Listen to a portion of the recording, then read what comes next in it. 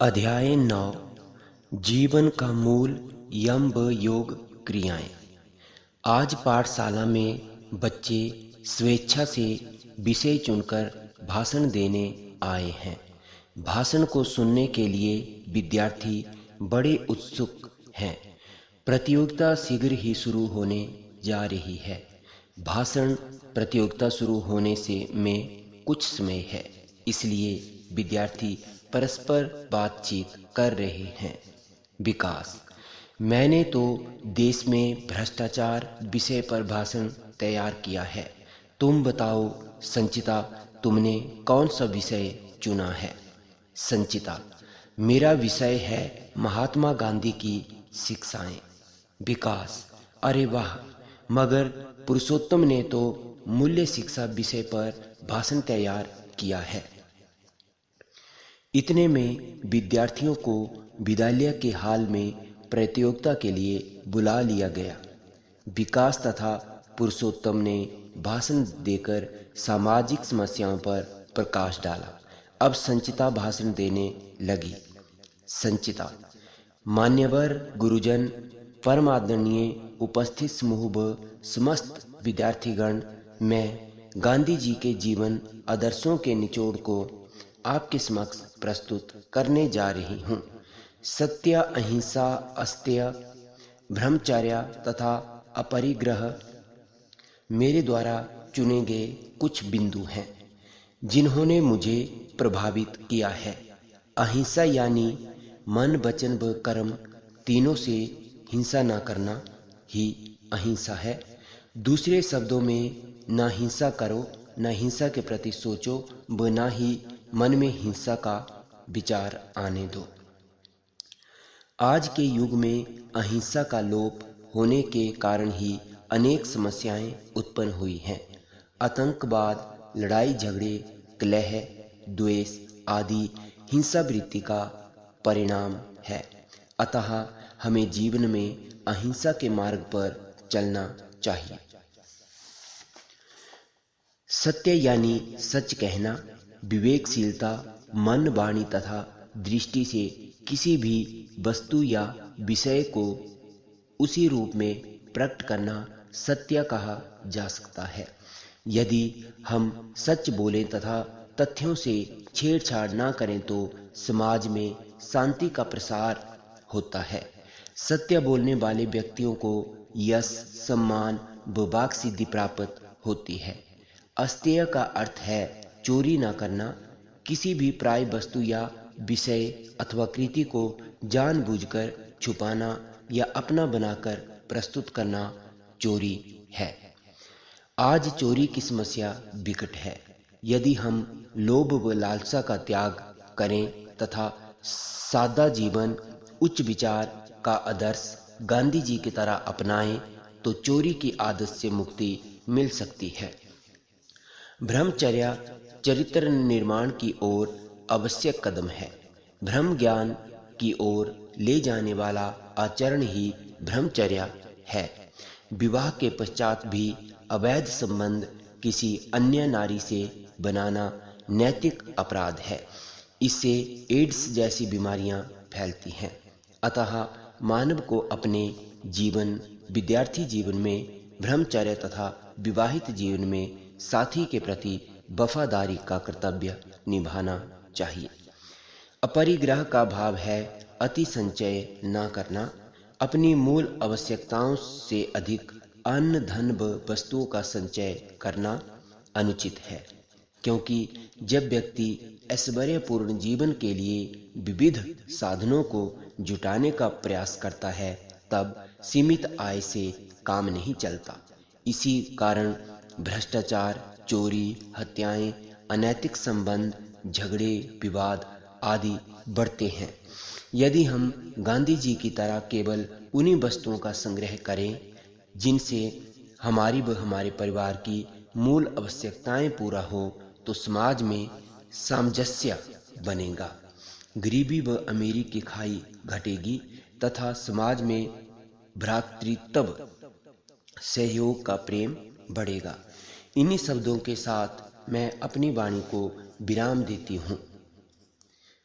मंच सचिव, अब मैं माननीय मुख्याध्यापक जी को आमंत्रित करूंगा कि वे अपने विचार यहाँ रखें।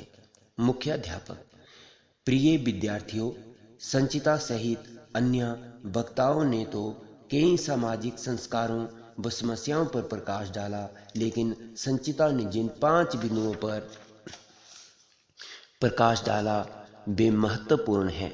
ये हैं सत्य, अहिंसा, अस्तेय, ब्रह्मचर्य व अपरिग्रह, जिन्हें योग में यम कहा जाता है और पतंजलि अष्टांग योग का प्रथम अंग है। अब मैं आमंत्रित करूंगा योग शिक्षक को, जो आप सबको योग की सूक्ष्म क्रियाएं करवाएंगे। योग शिक्षक, धन्यवाद। प्यारे बच्चों, आज हम कुछ और सूक्ष्म क्रियाएं सीखेंगे। सब विद्यार्थी परस्पर उचित दूरी पर खड़े हो जाएं तथा अब पैरों के बीच 6 इंच का फासला रखें व हाथों को शरीर से सटाएं। यह तैयारी है बुद्धि तथा धृति शक्ति को विकसित करने की, जो इस प्रकार करते हैं। अब अपनी गर्दन पीछे की ओर मोड़ें तथा आंखें खुली रखें। अब दोनों नथनों द्वारा तीव्रता से श्वास छोड़ें तथा भरें। इस क्रिया को धौंकनी की तरह जातक वेग पूर्वक करें। ध्यान शिखा मंडल पर केंद्रित करें। विकास, गुरुजी, इस क्रिया का क्या लाभ है?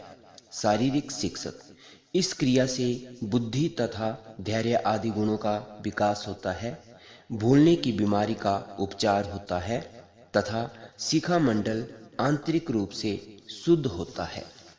विकास, गुरुजी, मेरी बहन नेहा बहुत पढ़ती है लेकिन उसे पाठ याद नहीं रहते। इस समस्या का हल कैसे किया जाए? शारीरिक शिक्षक, वैसे तो बुद्धि व धैर्य विकास क्रिया से लाभ मिलेगा, लेकिन स्मरण शक्ति विकास क्रिया से नेहा को बहुत लाभ मिलेगा। आओ बच्चों, हम सब स्मरण शक्ति विकास क्रिया करते हैं।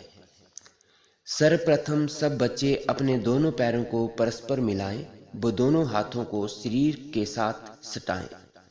अपनी दृष्टि को अपने पैरों से लगभग 5 फुट की दूरी पर केंद्रित करें। दृष्टि को केंद्रित करते हुए गर्दन न झुकाएं। अपना ध्यान उस स्थान पर केंद्रित करें जहां हम प्रायः बाहों के मध्य माथे पर तिलक लगाते हैं।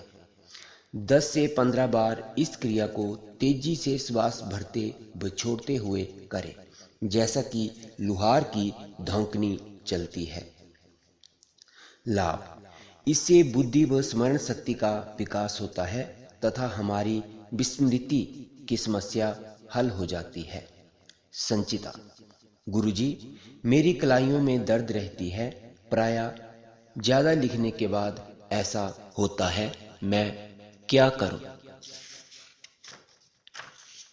योग शिक्षक, आप मणिबंध तैयारी की शक्ति विकास क्रिया करें, जो इस प्रकार की जाती है। सब विद्यार्थी पूर्ववत क्रियाओं में वर्णित स्थिति में आए। अपने अंगूठे मुट्ठी में बंद करते हुए भुजाओं को सामने इस प्रकार फैलाएं कि मुट्ठियों की दिशा जमीन की ओर हो तथा मुट्ठियों की आपसी दूरी उतनी ही हो जितनी चौड़ी आपकी छाती है। इसके बाद भुजाओं को सीधा रखते हुए मुट्ठियों को 10-15 बार ऊपर नीचे करें। मुट्ठियों को खोलकर भुजाओं को गोलाकार करते हुए क्रिया का विसर्जन करें। लाभ, इससे मणिबंध में जमा मैल दूर होगा व हाथों का गठिया दूर होगा।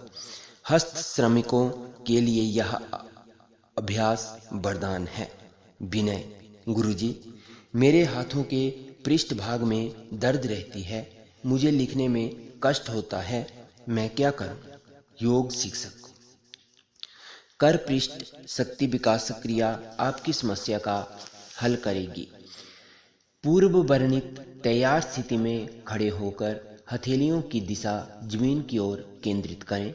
अब अपनी उंगलियों को परस्पर पूरी मजबूती के साथ मिलाएं तथा कोहनी से भुजाओं को पूरी तरह सीधा रखते हुए कलाई वाले भाग से हाथों को 10-15 बार ऊपर नीचे करें। यह क्रिया लयबद्धता से करें, मगर ध्यान रहे कि उंगलियां ना मोड़ें। यह क्रिया लयबद्धता से करें, मगर ध्यान रहे कि उंगलियां ना मुड़ें, उंगलियां सीधी रखें। अब भुजाओं को छाती के समकक्ष लाकर क्रिया को दोहराएं। विकास: मेरे हाथों में लिखते समय बहुत पसीना आता है। गुरुजी, इस समस्या का हल किस क्रिया से संभव है? योग शिक्षक: बच्चों, इस समस्या का हल है करतल शक्ति विकासक क्रिया। इस क्रिया हेतु आप पूर्व वर्णित प्रारंभिक स्थिति में आए व अपनी उंगलियों को पूर्णतया फैलाएं। इसके बाद कलाई द्वारा ही 10-15 बार इसे ऊपर नीचे करें। इसी क्रिया में शक्ति सहित भुजाओं को छाती के समक्ष लाकर दोहराएं। लाभ: हाथों का गठिया रोकने व लेखन कार्य करने वालों के लिए यह बड़ा लाभकारी है। संचिता: मेरे पिताजी के हाथों में कंपन रहती है। वे बेचैनी व घबराहट महसूस करते हैं। कई दवाइयां भी ली मगर लाभ नहीं हुआ। आप ही मार्गदर्शन करें। योग शिक्षक: उनके लिए उंगली शक्ति विकास क्रिया लाभकारी हो सकती है। आप यह स्वयं करके देखें व उन्हें भी सिखाएं। पूर्ववत क्रियाओं में वर्णित प्रारंभ करने की स्थिति में आए तथा खड़े होकर भुजाओं को फैलाएं। अब भुजाओं की उंगलियों को आगे फैलाकर पकड़ बनाते हुए पूरी शक्ति के साथ सामने से छाती की ओर इस प्रकार लाएं कि इन्हें लाते हुए हाथों में कंपन अनुभव हो। यह क्रिया 5 से 10 बार गहन सांस भरते हुए करनी चाहिए। विक्रम: गुरुजी, मैं तो टीवी पर कई बड़े बड़े पहलवानों को देखता हूँ, उनकी छाती बड़ी विकसित होती है, कैसे? योग शिक्षक: वक्षस्थल शक्ति विकासक क्रिया से छाती का प्रसारण करते हुए फेफड़ों व हृदय को शक्ति प्रदान की जा सकती है। मोटापा घटाने व कमर पतली करने के लिए भी लाभकारी है। आओ यह क्रिया करें। सर्वप्रथम पूर्णवत स्थिति में खड़े हो जाएं तथा हाथों को दोनों जंघाओं पर रखें। अब गहरी सांस भरते हुए हाथों को इस प्रकार उठाएं कि कमर से ऊपर वाला भाग अर्धचंद्राकार मुद्रा में झुके। यथासंभव इसी स्थिति में रुकें व सांस छोड़ते हुए पूर्ववत स्थिति में करें। मुख्याध्यापक: मेरी पिंडलियों में दर्द रहती है। स्कूल से जाने के बाद मैं परेशान रहता हूँ, इसका हल बताएं। योग शिक्षक: पिंडली विकासक क्रिया आपके लिए लाभकारी होगी। आइए महोदय, आप भी हमारे साथ इस क्रिया को करें। सर्वप्रथम पूर्व स्थिति में खड़े हो जाएं वो पैरों को परस्पर मिलाएं। ध्यान रहे पैरों से सिर तक का भाग सीधा होना चाहिए तथा मुट्ठी बंद ग्रीवा को सामान्य रखें तथा मुट्ठी बांधकर ग्रीवा को सामान्य रखें। अब गर्दन को आराम की अवस्था में रहने दें तथा दोनों नासिकाओं से धीरे धीरे श्वास अंदर खींचते हुए वक्षस्थल के समकक्ष हाथों को धरती के समानांतर फैलाएं तथा बैठ जाएं। ऐसा करते समय पैरों की एड़ियां जमीन से सटी रहे तथा दोनों घुटने परस्पर सटे रहें। अब थोड़ी देर इसी अवस्था में रहें तथा हाथों को गोलाकार घुमाएं व वक्षस्थल के सामने लाएं। हाथ कोहनी से मोड़कर मुट्ठी छाती के समक्ष लाएं तथा भुजबंद स्कंद के समानांतर होने चाहिए। हाथों को फैलाने के पश्चात वक्षस्थल खींचो व पुनः हाथों को फैलाकर वक्षस्थल खींचो। अब हाथ नीचे ले जाओ। यह क्रिया 10 से 15 बार करें। लाभ: इससे थकावट दूर करने सहित पिंडलियों को मजबूती मिलेगी तथा ब्रह्मचर्य पुष्ट होगा। इसके पश्चात बाल सभा में संचिता को श्रेष्ठ भाषण देने हेतु सम्मानित किया गया। वो सब विद्यार्थी वापस घर चले गए। अभ्यास के प्रश्न। अध्याय 9 जीवन का मूल यम व योग क्रियाएं। प्रश्न नंबर 1, अहिंसा शब्द का अर्थ स्पष्ट करें। अहिंसा शब्द का अर्थ है मन, वचन तथा कर्म तीनों से हिंसा ना करना। दूसरे शब्दों में, ना हिंसा करो, ना हिंसा के प्रति सोचो और ना ही मन में हिंसा का विचार आने दो। प्रश्न नंबर 2, हिंसा से क्या समस्याएं होती हैं? हिंसा से अनेक समस्याएं उत्पन्न होती हैं, जैसे आतंकवाद, लड़ाई झगड़े, कलह, द्वेष आदि। प्रश्न नंबर 3, सत्य बोलने पर हमारे व्यक्तित्व पर क्या प्रभाव पड़ता है? सत्य बोलने वाले व्यक्तियों को यश, सम्मान और वाक सिद्धि प्राप्त होती है। प्रश्न नंबर 4, अस्तेय किसे कहते हैं? अस्तेय का अर्थ है चोरी न करना। किसी भी पराई वस्तु या विषय अथवा कृति को जानबूझकर छुपाना या अपना बनाकर प्रस्तुत करना चोरी है। प्रश्न नंबर 5, अपरिग्रह का पालन न करने से समाज में क्या समस्या उत्पन्न हो सकती है? अपरिग्रह का पालन न करने से समाज में भ्रष्टाचार, चोरी, हत्याएं, अनैतिक संबंध, झगड़े विवाद आदि उत्पन्न हो सकते हैं। प्रश्न नंबर 6, खाली स्थानों की पूर्ति करो। धृति शक्ति विकास की क्रिया से बुद्धि तथा धैर्य आदि गुणों का विकास होता है। स्मरण शक्ति विकास क्रिया से बुद्धि का विकास होता है।